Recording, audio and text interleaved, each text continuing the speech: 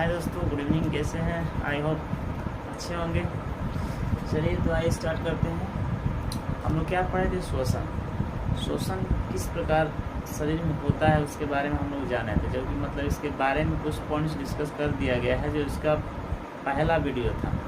और आज जो मतलब पार्ट 2 होगा, जो इसमें जो बचा जो पॉइंट्स होगा उसके बारे में जानेंगे, ठीक है ना।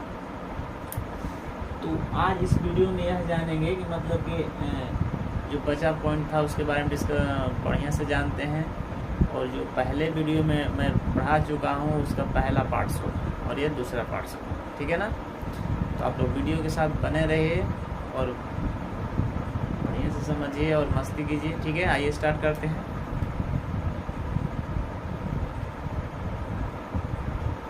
तो हम लोग कहाँ तक पढ़े थे? बाकी सब जो अंग होते हैं, सब मार्ग जो होते हैं ना, उसके बारे में हम लोग जान लिए, ठीक है ना। मार्ग क्या क्या होता है, जो नशा छिद्र होता है, नशा कपाट, ग्रसनी, ये सब क्या होता है, इसके बारे में हम लोग विस्तार से जान चुके हैं, ठीक है ना। आज हम लोग जो जानेंगे, ठीक है ना, कुछ वीडियो में मैं और इन सब डायफ्राम के बारे में बताया था, ठीक है ना। तो आइए आज में विस्तार से जानते हैं। आज हम लोग इस वीडियो में जो जानने वाले हैं वह इस वीडियो में जानेंगे कि हिचकी क्यों आता है। जो भोजन हम लोग करते हैं तो हिचकी क्यों आता है। बहुत से आप लोग सुने होंगे कि जब किसी को कोई याद करता है तो हिचकी आती है, ठीक है ना। लेकिन यह मैं आपको प्रूव करूँगा कि हिचकी आपको कोई याद करता है तब आता है या आप खुद याद करते हैं, ठीक है ना। आइए समझते हैं हिचकी क्यों आता है। पहले हिचकी समझ लेते हैं, तब इसके बारे में और विस्तार से समझते हैं, ठीक है ना। देखिए, ये हमारा क्या है? आहार नल, ठीक है ना। ये हमारा क्या है? आहार नल। और यहीं पे क्या होता है? यहीं पे हमारा एपिग्लोटिक्स होता है, ठीक है ना। एपिग्लोटिक्स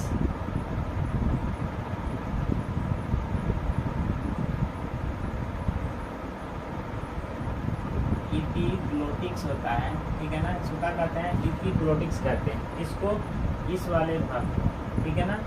यह इस वाले भाग में मौजूद रहता है, जहाँ पे भोजन क्या होता है, भोजन वहाँ से जाने के बाद वो अपने ही रास्ते बढ़ता है, या हवा के रास्ते जाएगा, या भोजन यानी फूड्स। यहाँ पर हम लिख देते हैं, ये आपका क्या हो जाएगा? फूड्स। और ये हो जाएगा आपका क्या?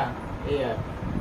यानी कहने का मतलब ये है कि ये जो रास्ता है, यहाँ से जब भोजन चलेगा तो इधर में क्या फेफड़े की तरफ चला जाएगा, ठीक है ना, एयर की तरफ। और इधर आएगा तो फूड की तरफ आएगा। तो कहने का मतलब ये है कि जो हम हवा लेते हैं उसका घर इधर है, यानी उसका रूम इधर है, वो इधर जाएगा। और जो हम भोजन करते हैं वो इधर जाता है, ठीक है ना। अब देखिए हिचकी की माता भी यही चीज़ समझने का सब खेला है। और यहाँ पर आप लोग समझ गए तो समझिए पूरा समझ गए, ठीक है ना। देखिए, जब जैसे यहाँ पर हम भोजन डालना प्रारंभ कर दिए, तो जैसे हम भोजन खाते हैं तो भोजन करते समय क्या होता है कि यह मान लीजिए कि भोजन यहाँ से चला, तो ये भोजन इस अपने ही स्थान पर मैंने चला है। तो जब वो अपने स्थान पर आ जाएगा तब समझिए कि वो तो एकदम ठीक ठाक है, ठीक है ना, उसमें कौन प्रकार का दिक्कत नहीं। और जैसे ही अगर हम भोजन करते हैं और भोजन करते समय मान लीजिए हम सोच रहे हैं, भोजन कर रहे हैं और हम सोच रहे हैं कि आज हम यहाँ पर थे, कल हमको पटना जाना है, पटना जाएंगे तो वहाँ पे हमको ये चीज़ खाना है, बहुत मशहूर चीज़ है, यहाँ पर हम भोजन कर रहे हैं। तो वहाँ पे क्या होता है कि जो एपिग्लोटिक्स होता है, इसको कंट्रोल करने वाला कौन होता है? ब्रेन होता है। जो एपिग्लोटिक्स होता है उसको कंट्रोल करने वाला ब्रेन होता है। अब ब्रेन में जो है वो सही काम नहीं करेगा तो इसके में क्या दोष है, ठीक है ना। अब देखिए, ब्रेन तो सोच रहा है कहीं दूसरे जगह पर है, वो पटना घूम रहा है। अब बताइए, यहाँ पर हम भोजन कर रहे हैं, तब जब वो पटना घूम रहा है तो ये अब क्या करेगा? अब यह ताकेगा कि अरे भाई तुम जल्दी हमको इन्फॉर्मेशन दो, जल्दी मुझे इन्फॉर्मेशन दो कि हमको किस में भेजना है, ठीक है ना। ये ताकेगा, यानी इसको मतलब इस तरह ताकते रहेगा कि भाई तुम मुझे खबर दो कि मैं क्या करूँगा, मैं उसको भेजूँ कि इधर जाएगा कि इधर जाएगा, ठीक है ना।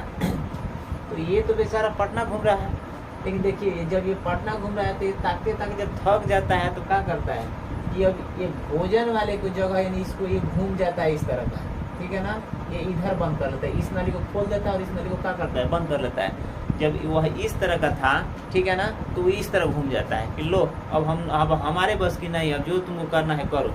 तो जब ये इधर घूम जाएगा तो ये भोजन इस नली में नहीं आने की वजह इस नली में जाना प्रारंभ कर देगा। जब ईयर वाला नली में जाने लगेगा तो जब यहाँ तक जाएगा तो यहाँ तो आपको ट्रेकिया है, ट्रेकिया के बाद यहाँ ब्रोंकाई है, ब्रोंकोलियस है यहाँ पर मौजूद है। अब ये लोग क्या करेगा, रुको रुको रुको रुको, तुम कहाँ जा रहे हैं? अरे भाई तुम इसमें का नहीं है, भोजन वाला नहीं घर है, ये क्या चीज़ वाला, एयर वाला है, ठीक है ना। अब वहीं पर भोजन का क्या ब्रेक लग जाएगा। जब वहाँ पर भोजन का ब्रेक लगेगा, ठीक है ना, अब वहाँ से हिचकी स्टार्ट हो जाएगा। देखिए जब वहाँ भोजन का ब्रेक लगेगा तब ये लोग क्या करेंगे, जो एयर कंडीशन का जो अंदर का जो पार्ट्स होगा वो उसको बाहर की तरफ धक्का लगाएगा। जब वो बाहर की तरफ क्या करेगा, धक्का लगाएगा, तो क्या करेगा, पीछे की तरफ फिर भोजन आना प्रारंभ करेगा। तो वही एक बार धक्का लगाया तो हिचकी एक बार आया, ठीक है ना। उसी को क्या कहते हैं, ओ हम लोग को तो कोई याद कर रहा है, लगता है कोई याद कर रहा है, ठीक है ना। तो उसी को हम कहते हैं कोई हमको याद करता है तो हिचकी आता है, ठीक है ना। वो हिचकी याद करने से नहीं था, बल्कि हम याद करते हैं किसी को तब कहता है हिचकी आता है, ठीक है ना। अक्सर ये लड़कों में बीमारी होती है कि वो हम खा रहे हैं तो हिचकी आ रहा है, इसका मतलब वो ज़रूर मुझे याद कर रही है, ठीक है ना। तो कुछ ऐसी बात नहीं है, लड़के लोग समझ जाइए, इस तरह कोई बात नहीं है कि मतलब वो याद करे तो आपको हिचकी आती है, ये सब गलत बात है, ठीक है ना। देखिए क्या होता है, तो जैसे एक बार धक्का लगाया तो एक बार हिचकी आया, और जैसे दो बार धक्का लगाया दो बार हिचकी आया। यानी जब तक ये इस जो एपिग्लोटिक्स है इसकी जब तक इस आहार नल में जब तक ये नहीं आएगा भोजन, तब तो क्या करेगा, धक्का लगाते रहेगा, ठीक है ना। और धक्का जब तक लगाएगा तब तक वो क्या हिचकी आते ही रहेगा। देखिएगा ना, हिचकी बार बार जब आना प्रारंभ होता है तो एकदम हिचकी आते ही रहता है, हिचकी आते ही रहता है, ठीक है ना। जब इधर भोजन आ जाएगा तो भोजन जब इधर आने के बाद क्या हो जाएगा, वो हिचकी बंद हो जाएगा, ठीक है ना। तो यहाँ पर समझिए क्या होता है कि इसका कंट्रोल करने वाला कौन होता है, ब्रेन होता है। तो कहने का मतलब जब हम भोजन करते हैं तो भोजन करते समय कि अपना जो ब्रेन है उसको एकदम ठीक अपने भोजन के साथ मतलब रखना चाहिए, ताकि हम भोजन करें उस पर ही मतलब नियंत्रित रखें, तब जा करके हमारा भोजन इस आहार नल में जाएगा। यदि हम किसी बारे में सोचने लगे तो समझिएगा कि आहार नल में भोजन आ जा करके एयर कंडीशन यानी एयर वाले रूम में जाने लगेगा, और यही घटना घटती है कि मतलब हिचकी आने लगती है। ये सब खेल किसका है, एपिग्लोटिक्स का है। ये तो दूसरे के ऊपर रहता है, इसको कंट्रोल करने वाला ब्रेन है, जबकि हमारे पूरे शरीर को कंट्रोल करके रखता है ब्रेन, और ब्रेन ही अपने हिसाब से क्या कर चलाता है। तो ये ब्रेन के हिसाब से चलता है। अगर ये ब्रेन इसको इन्फॉर्मेशन देगा कि ना अरे भाई इसको भेजो ईयर वाला में है, ये ईयर में जाओ, ठीक है ना, तो ईयर में भेजेगा। और अगर यदि वही कहीं फंस गया कोनो काम में तो फंस जाएगा, तब क्या होगा, तब तो ताकते रह जाएगा, अरे भाई तुम खबर दो हम किसको किस में भेजें, बस क्या करेगा, अब लास्ट में देखेगा कि भाई हमको कुछ समझ में नहीं आता है, अब इधर है तो इधर हो जाएगा, उधर है तो उधर हो जाएगा, अब उल्टा पुल्टा हो जाएगा। तो यहीं पे क्या होती है, गड़बड़ हो जाती है। तो यही काम है एपिग्लोटिक्स का, जो मतलब भोजन में क्या करता है, अगर यदि भोजन है तो भोजन वाले नाली में क्या करता है, ट्रांसफर करता है। अगर यदि ईयर है तो ईयर वाले नाली में क्या करता है, ट्रांसफर करता है। एपिग्लोटिक्स का काम यही होता है, और इसको कंट्रोल करके रखने वाला कौन होता है, ब्रेन रखता है, ठीक है। आई होप कि ये चीज़ समझ में आ गया होगा। अब आगे बढ़ जाए।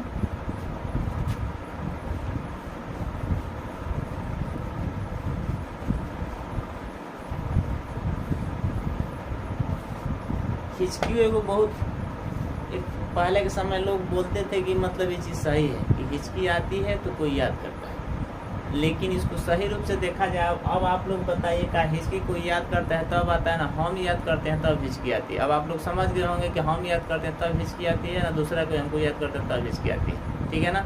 अब इस कन्फ्यूजन मत रहिएगा, ठीक है। आइए अब आगे बढ़ते हैं। अब देखिए क्या होता है, अब जब हिचकी तो हम लोग समझ गए, अब इस फेफड़े की कहानी को समझते हैं, ठीक है ना। इस फेफड़े के नीचे में क्या होता है, एक डायफ्राम होता है। क्या होता है, एक डायफ्राम होता है, एक डायफ्राम होता है, ठीक है ना। देखिए अभी डायफ्राम में सीधा है, तो सीधा का वजह समझिए, सीधा क्यों है, ये डायफ्राम जब मतलब कि क्या होता है हमारे फेफड़े में जब O2 आता है, ठीक है ना, जब क्या होता है हमारे फेफड़े में क्या आता है, O2 आता है। जब हमारे फेफड़े में O2 आएगा तो क्या हो जाएगा, यह एकदम सीधा हो जाता है। जो डायफ्राम होता है वह सीधा हो जाता है, क्योंकि उसको क्या करना है, ग्रहण करना है, ठीक। और जब इसमें से क्या होता है, जब इसमें से बाहर किसको निकालना होता है, CO2 को जब बाहर निकालना होता है, तब क्या होता है कि यह अब इसके पास वह क्षमता नहीं रहती है कि CO2 का करे बाहर फेंके, ठीक है ना। CO2 का करे बाहर फेंक दे, बाहर की तरफ निकाल सके। तब वो कहता है कि डायफ्राम भाई तुम मेरा मदद करो। तो वो बोलता है क्या करना, तो बोलता है कि भाई तुम थोड़ा सा मेरा मदद कर दो, इस CO2 क्या करना है, बाहर फेंकना है, ठीक है ना। तब डायफ्राम क्या करता है, डायफ्राम अपने आप को इस आकार में बदल देता है, यानी इस आकार में क्या करता है, इस आकार में कर लेता है। डायफ्राम को अपने आप को इस तरह कर लेता है, पहले सीधा था, अब डायफ्राम को इस आकार में वो अपने आप को कर लेता है। तो जब डायफ्राम अपने आप को टेढ़ा आकार करेगा तो फेफड़ा जो होता है उसको क्या मिलता है, सहायता मिलता है, यानी मदद मिलता है। और जैसे वो टेढ़ा करता है उसको पूरा पावर मिल जाता है।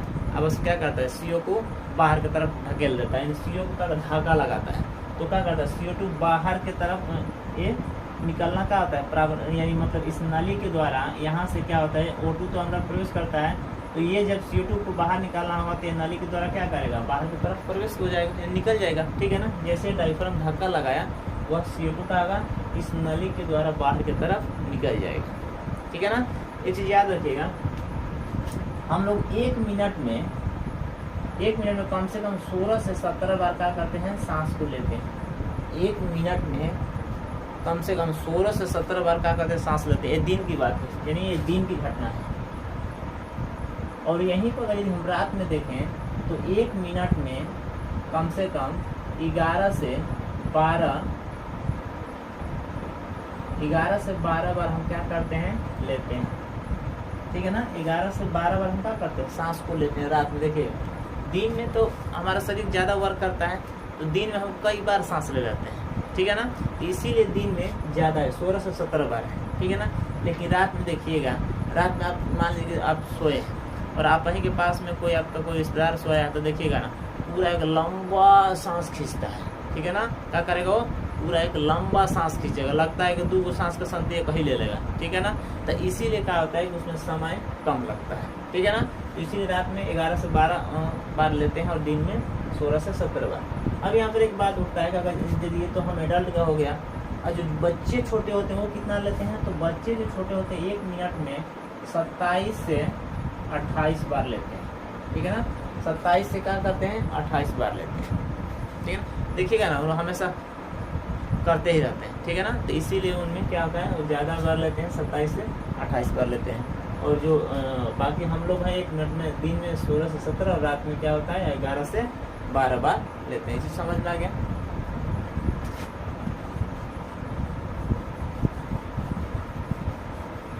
अब देखिए तो क्या हुआ, डायफ्राम का काम समझ लेते हैं। डायफ्राम का काम ये होता है कि CO2 का करना, बाहर की तरफ धक्का लगाना, फेफड़े को धक्का मदद करता है, फेफड़े में धक्का लगाता है तो CO2 का होता है बाहर की तरफ निकलता है। और एक चीज़ समझने वाली बात यह है कि मान लीजिए कि हम लोग में तो डायफ्राम काम करता है, ठीक है ना। और जो गर्भवती जो महिलाएं होती हैं तो उनके पेट में तो यूट्रस में तो बच्चा रहता है। जब उनके यूट्रस में बच्चा रहता है तो उस समय डायफ्राम का काम कैसे होता है, उन लोगों में भी डायफ्राम काम कैसे होता है, जो उन लोगों में CO2 को छोड़ना होता है तो उन लोगों में डायफ्राम काम कैसे करता है, इसके बारे में जानिए। तो उन लोगों में क्या होता है कि डायफ्राम जो होता है उन लोगों में काम नहीं कर सकता है, क्योंकि उन लोगों का जो यूट्रस है उनमें बच्चा है, तो उन लोगों का डायफ्राम का कार्य करने वाला साइड में पसली होता है। साइड में क्या होता है, पसली होता है। उसी पसली के द्वारा वो क्या होता है, CO2 को बाहर निकाला जाता है, ठीक है ना। वही क्या करता है, उस फेफड़े को, यानी जो फेफड़ा होता है उसको क्या करता है, मदद करता है, यानी CO2 को बाहर निकालने में और धक्का देता है ताकि वह उस पसली के द्वारा क्या होगा, CO2 बाहर निकल जाएगा। तो ये गर्भवती महिलाओं का एक कारण, गर्भवती महिलाओं में इस प्रकार का क्या होता है, ठीक है ना। और बाकी हम सब में क्या होता है, CO2 को निकालने के लिए डायफ्राम का कार्य होता है। डायफ्राम एक बहुत सबसे महत्वपूर्ण भाग है इसका, फेफड़े का, ठीक है ना। अब देखिए ये तो समझ में आ गया। लेकिन हम लोग में ये जानते हैं कि हम लोग के ब्लड में क्या होता है, हेमोग्लोबिन एक होता है। जो हेमोग्लोबिन होता है, हेमोग्लोबिन के कारण क्या होता है, हमारा ब्लड रेड कलर का दिखाई देता है। जब हमारा ब्लड में हेमोग्लोबिन होता है और उसी कारण रेड कलर दिखाई देता है, तो हमारे शरीर में जितना संचालन में O2 का कार्य होता है वो सब कौन करता है, हेमोग्लोबिन ही करता है। वही हमारे शरीर प्रत्येक पार्ट्स में लेकर क्या करता है, दौड़ता है। तो समझिए यहीं पर वो हेमोग्लोबिन रहता है। जैसे ही यहाँ से हवा आना प्रारंभ, यानी ऑक्सीजन आना प्रारंभ किया तो क्या करेगा, इस जो O2 है उसको पकड़ लेगा, ठीक है ना। और O2 को पकड़ने के बाद क्या करेगा, CO2 को भी छोड़ देगा और N2 को भी छोड़ देगा और O2 का करेगा, पकड़ लेगा। और O2 को पकड़ने के बाद वह ले करके दौड़ना प्रारंभ कर देगा, ठीक है ना, हमारे शरीर में। जहाँ जहाँ मतलब कि उसकी आवश्यकता है वहाँ वहाँ प्रदान करेगा। तो हमारे शरीर में समझिए कि यहाँ से चलना प्रारंभ करेगा तो चलते चलते एकदम कोशिका में जाएगा, ठीक है ना। इन सबसे कहाँ जाएगा, कोशिका में जाएगा, और कोशिका के अंदर माइटोकॉन्ड्रिया होता है, और माइटोकॉन्ड्रिया को ले जा करके दे देगा, लो उसका ऊर्जा बनाओ, ठीक है ना। और माइटोकॉन्ड्रिया क्या करेगा, उसका क्या करेगा, ग्लूकोज तैयार करेगा, यानी ऊर्जा का क्या करेगा, वो एक ऊर्जा का फैक्ट्री ही कहा जाता है माइटोकॉन्ड्रिया का। तो उसमें याद रखिएगा, जो माइटोकॉन्ड्रिया होती है उसके अंदर एक क्रेब्स नामक मशीन चलती है। कौन सी मशीन, क्रेब्स नामक मशीन चलती है, और ये ग्लूकोज तैयार करने में कम से कम 38 ATP की आवश्यकता होती है, ठीक है ना। तब जा करके हमारा शरीर पूरा 24 घंटा का रहता है, चार्ज रहता है, ठीक है ना, तब पूरा शरीर बढ़िया से काम करता है। अगर यदि हमारा शरीर में अगर यदि ऊर्जा रहेगा ही नहीं तो हमारा शरीर अच्छा से काम नहीं कर सकता है। तो हेमोग्लोबिन काम करता है तो O2 क्या करता है, पूरे कोशिका तक पहुंचाता है, ठीक है ना। अब जब O2 को पहुंचा दिया तो भाई वो हीमोग्लोबिन तो वहाँ से चुपचाप आएगा नहीं। ये भी बहुत क्या है, बहुत चालाक है। अब सोचा है कि हम जाए हैं वहाँ पे गए हैं तो ऐसे तो हम आएंगे नहीं, कुछ ना कुछ तो लेकर के ही आएंगे। तो अभी क्या करता है कि वहाँ से CO2 को पकड़ता है और बोलता है कि दो भाई CO2 को दो। तो CO2 को पकड़ कर और लेकर के वो धीरे धीरे आता है। जब CO2 को लेकर के आएगा तो लाकर क्या करेगा, इस वाले फेफड़े में धड़ाम से छोड़ देगा। CO2 को लाकर धड़ाम से इसमें क्या करेगा, छोड़ देगा, और डायफ्राम के सहारे क्या करेगा, CO2 को बाहर निकाल देगा। तो ठीक है ना, तो याद रखिएगा O2 को लेकर के जाने वाला कार्य कौन करता है, हेमोग्लोबिन, और CO2 को लेकर के आने वाला कार्य कौन करता है, हेमोग्लोबिन करता है। ये चीज़ याद रखिए, ठीक है ना।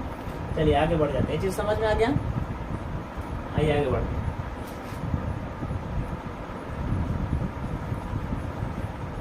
ये चीज समझ में आ गया, डायफ्राम काम समझ में आ गया, O2 का काम समझ में आ गया, ठीक है ना। अब एक चीज और समझा देते हैं आप लोग को, देखिएगा यहाँ पर क्या होता है कि CO का ये हीमोग्लोबिन से बहुत बड़ा संबंध होता है। ये लगता है पहले समय के लोग दोनों भाई था, ठीक है ना। CO का, ठीक है ना, इसके साथ इसका बहुत पहले संबंध था, ठीक है ना। यानी हम ऐसे लगता है कि पहले का संबंध है, ठीक है ना।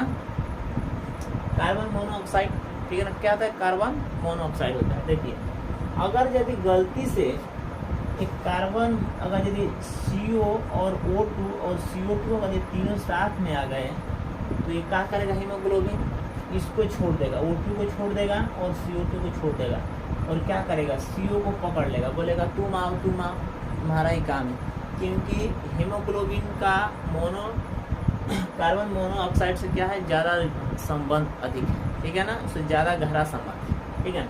ये क्या करता है, उसको पकड़ेगा और पूरे फेफड़े में, पूरे शरीर में लेकर के दौड़ना प्रारंभ कर देगा। इन दोनों को छोड़ देगा और कार्बन मोनोऑक्साइड को लेकर के दौड़ना प्रारंभ कर देगा। कारण ये होता है कि देखिए जब हम किसी स्थान पर रहते हैं तो वहाँ पे देखिएगा अगर किसी भी प्रकार का ज़्यादा वहाँ से धुआं निकलना प्रारंभ होता है तो उस समय हमको सांस लेने में बहुत दिक्कत होती है, ठीक है ना। सांस लेने में दिक्कत क्यों होती है, इसी के कारण होता है क्योंकि जो हमारा हेमोग्लोबिन है O2 को लेकर के नहीं जा रहा है, CO को लेकर के जा रहा है, कार्बन मोनोऑक्साइड को लेकर के जा रहा है। जबकि कार्बन मोनोऑक्साइड धुआं में पाया जाता है। किस में पाया जाता है, कार्बन मोनोऑक्साइड धुआं में पाया जाता है, और वह हमारे लिए क्या है, एक हानिकारक है, क्योंकि विषैला गैस है, वो हमारे शरीर की आवश्यकता नहीं है। तो उस समय क्या होता है, जैसे वो मतलब हमारे शरीर में फैलने लगता है तो हमको सांस लेने में दिक्कत होने लगती है, खांसी आने लगती है और सांस ले नहीं सकते हैं, ठीक है ना। तब हम क्या करते हैं, वहाँ से तुरंत वहाँ से हम दूसरे स्थान पर भागने के लिए मजबूर हो जाते हैं। यही होता है मतलब कि CO का, यानी कार्बन मोनोऑक्साइड का प्रभाव, ठीक है ना। तो इसके बारे में हम लोग जान लिया ना, हेमोग्लोबिन काम क्या है और उससे मोनोकार्बन ऑक्साइड के साथ कैसा संबंध है, ठीक है ना। ये क्या करता है, CO को छोड़ देता है, O2 को छोड़ देता है, और CO2 को क्या करता है, छोड़ देता है, और CO को लेकर के चलना प्रारंभ कर देता है, जो कि हमारे शरीर के लिए क्या होता है, हानिकारक होता है, ठीक है ना। और ये कहाँ पाया जाता है, धुआं में पाया जाता है। इसीलिए जिस स्थान पर हम रहते हैं उस स्थान में अगर धुआं ज़्यादा होता है तो वहाँ पर सांस लेने में क्या होता है, दिक्कत होने लगता है। तो वहाँ से क्या करते हैं, दूसरे स्थान पर जाने के लिए मजबूर हो जाते हैं, ठीक है ना। ये पता हो गया हीमोग्लोबिन और CO और O2 और CO2 का क्या होता है, क्या कार्य होता है, इसके बारे में आप लोग जान गए। अब आगे बढ़ जाते हैं।